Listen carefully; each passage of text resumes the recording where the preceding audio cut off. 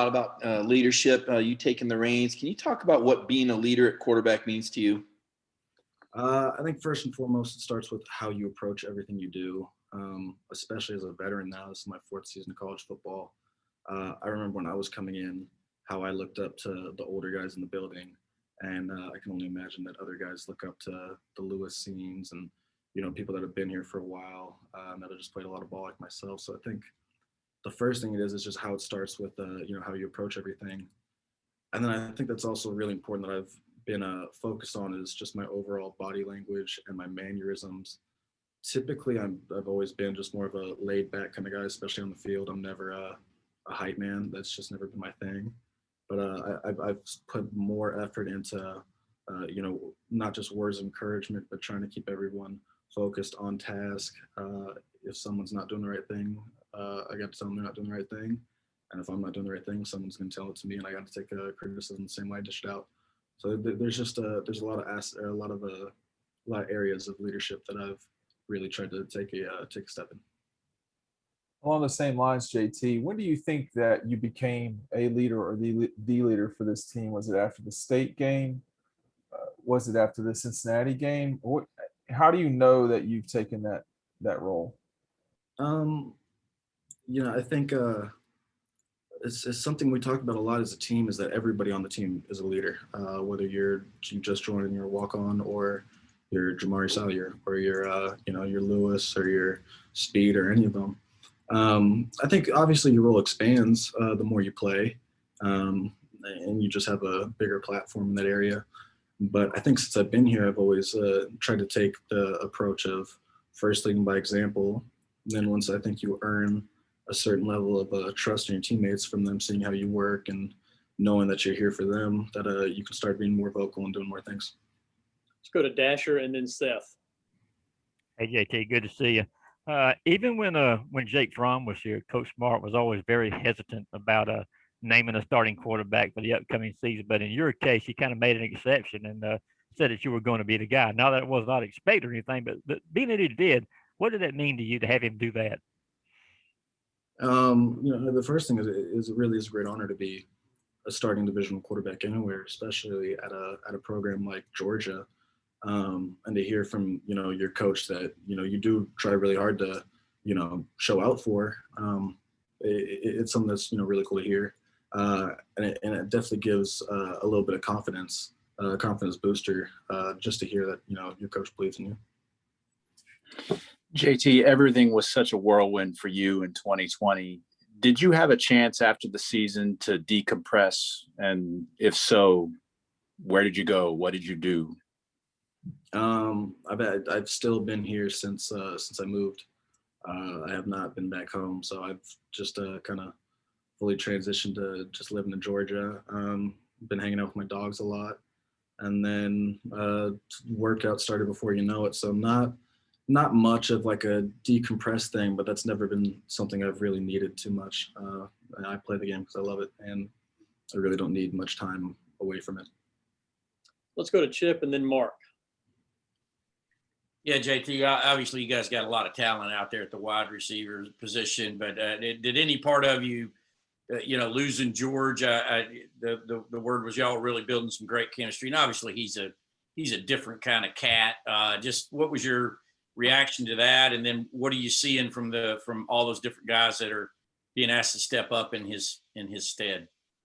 Yeah, well, the first thing I think is you got to be there for George the person, more than George the player.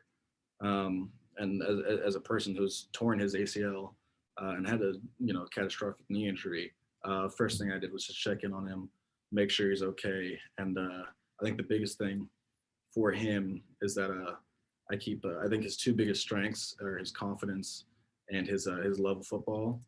So I think it's going to be big for him and big on me to make sure he keeps those two things central to him. In terms of other receivers, obviously, yeah, we have a loaded receiver room, and it's great to see some of the young guys, J-Rob, Jermaine before just a little knee thing. D-Rob's been stepping up. Kieris is always Kieris. You have a great receiver room, and as much as you hate to lose George, and you do, and there's no understating that. You got a lot of guys that are going to work their butt off and try and develop and produce, in any way they can. JT, how much did trying to win a national championship kind of drive you to? I don't know how much you were seriously looking at the next level after last season, but and then to piggyback on the Pickens thing, how much difficult is it to win a national title if that guy's not on the field catching passes? There's no denying that I do want to win a natty, and I think we have the team to do it. Obviously, losing George doesn't help you. Losing the elite top tier receiver doesn't help you. But it's a great team. I think and Coach Smart's done a really good job of instilling a team standard and team DNA that a lot of the guys have really taken accustomed to. There's a lot of good things going for the team, and as much as you hate to lose George, there's just things we got to focus on, things we got to develop because we have the team, to do whatever we want. Let's go to Jake and then Sarah. JT, I wanted to ask you about a guy that's kind of getting a little bit of buzz out of spring practice, Donnie Mitchell. I know you've only worked with him just a little bit, but what are you seeing out of him, and what are your impressions of him as a receiver? I'm definitely a fan of AD. One thing I can say that jumped out to me initially was when he first got here, and I had my throwing sessions with the receivers. He was a consistent show. He was there every time, and he'd like to run. He'd get his conditioning in. I think you're talking about how he plays. He's got great twitch, and he's going to develop to be a great young player. And we just got to let him take his time and learn the system and do his thing. And I think he'll be a good football player. Hey, JT, I was curious to know about kind of how Brock has been looking as a quarterback so far this spring practice, and what kind of advantages it helps having a quarterback come in early during spring practice and getting an extra semester with you guys to learn from y'all. Yeah. So first with Brock, I really like Brock. Instantly, him and I had a good connection. We really have a great quarterback room where everyone's really good friends and really genuinely helps each other. Every time after a series in practice, a series in a game, I go to Stetson Carson, ask him what they saw. It was the same thing when Stet was in. Same thing when Carson's done is he comes and asks me stuff, and I think Brock's really taken to that. He asks a lot of questions. He has to go over stuff with me. He wants to learn, and it's great to see. And just overall for the quarterbacks, I think it's just a great room. Let's go to Connor and then Matthew.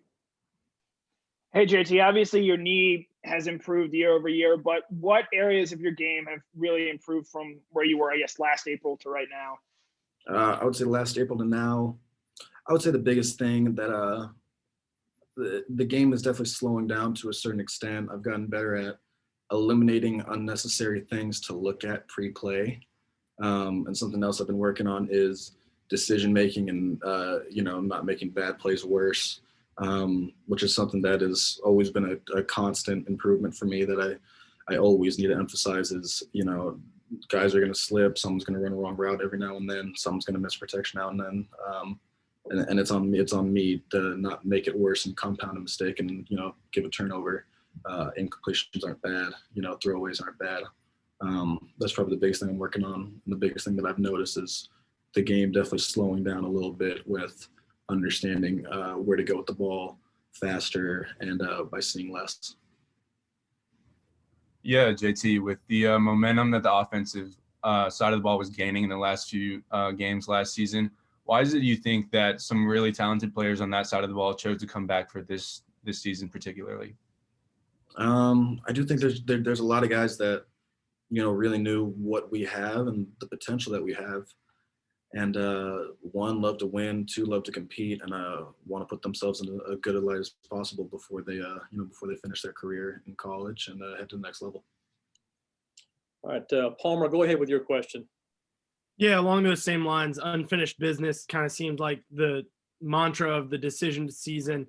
How much has that carried over into the spring as maybe a motto for the team? Yeah, unfinished business. Run it back was the name of our dog time, 6 a.m. conditioning time.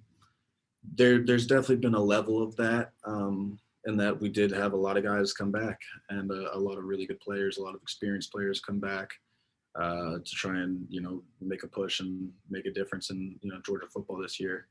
It's been something that's said, but, that's not the real central push for us has been our team standard and our team DNA.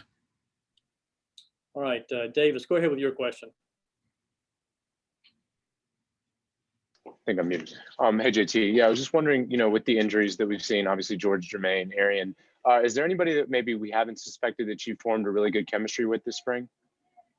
In general, the whole receiving staff, the running backs have been great, and I think the tight ends have been really exceptional as well. Fitz deserves a lot of a lot of respect and a lot of praise for how hard he works, and I think how much better his ball skills have gotten.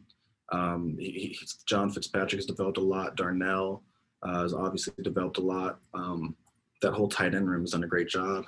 We have, I think Zamir's gotten better in and out of breaks in his routes.